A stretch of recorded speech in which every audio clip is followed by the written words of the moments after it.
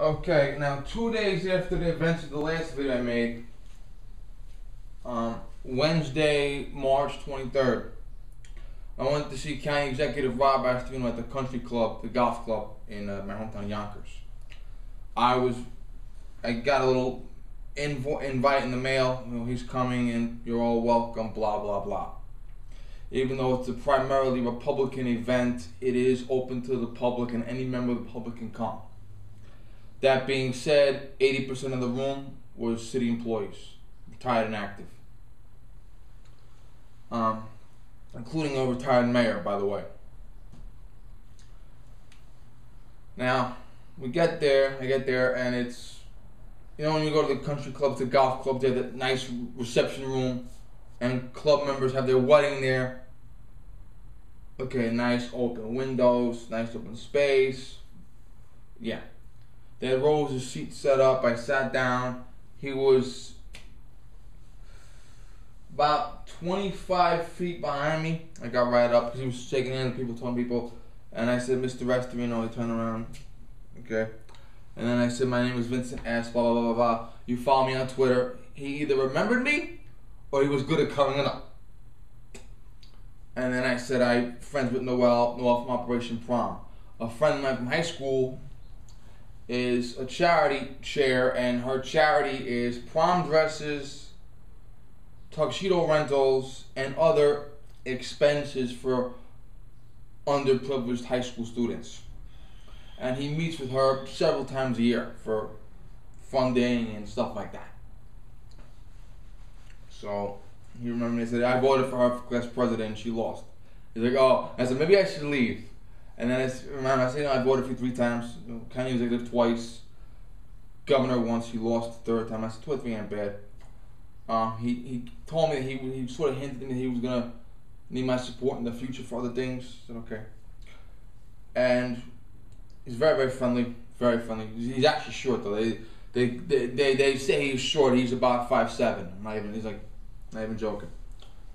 And he was very, very, very nice. And I had a whole bunch of people to talk to. He was able to talk to me for a good solid 30 seconds to a minute. And I said, well, voted for you 3 times. 2 or 3. He said, yeah, well. I said, well, I must have a choice. I said, it was you or the Nazi. He's like, ah. I said, come on, Nazi. So then I sat down and we had our little presentation. He gave a little presentation about the future. And then he invited questions. And he talked about heroin epidemics. And my question was, how much of the heroin is coming from the south border and making its way this far north? He couldn't answer. He didn't know definitively. He knew the heroin was in the area. He knew the police and social services had to deal with it. You know, you gotta have heroin law enforcement crackdowns. You have to have heroin social programs to get the addicted people treatment, stuff like that. But I wanted to know if the border was if the border problem was affecting us here. He couldn't tell definitively where it came from, because technically scientists can tell where it came from. Okay, you can have a packet of heroin found in Harlem, New York, and you can have a packet of heroin found in Seattle, Washington. And if the heroin is made in the same factory, they can tell, the scientists can tell, based on the ingredients you put in the heroin, maybe based on the fucking fingerprint of the guy making the stuff. If he's stupid and leaves his fingerprint on the case or the packet, there are certain components they know. That's why if you ever see these big heroin dealers in the movies, especially if it's a true story, they'll have a special heroin with a special mixture of something in it.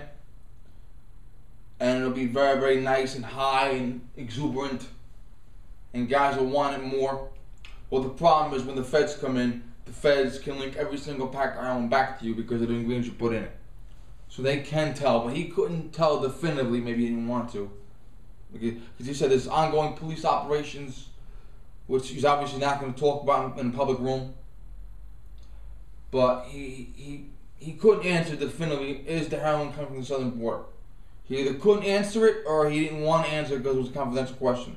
But every day you're trying the TV, and that's what I asked. I said, every time I turn the TV, I hear about, the drugs coming from the southern border.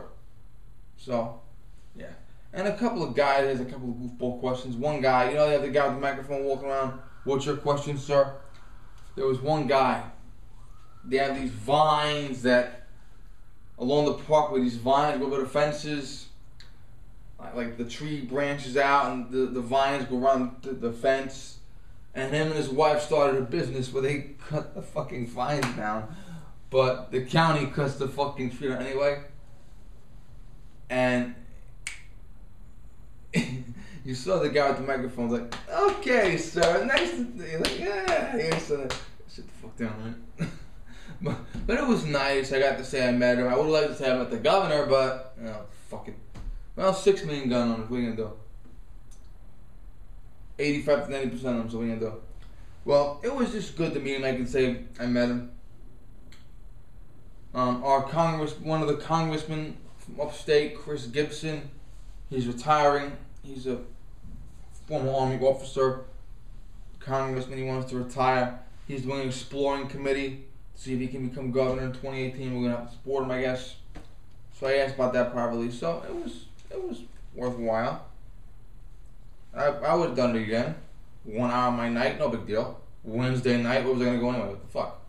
I was off from work that day, and I was off from work the next day, and the next day, and the next Monday. I had like fucking 10 straight days of not working.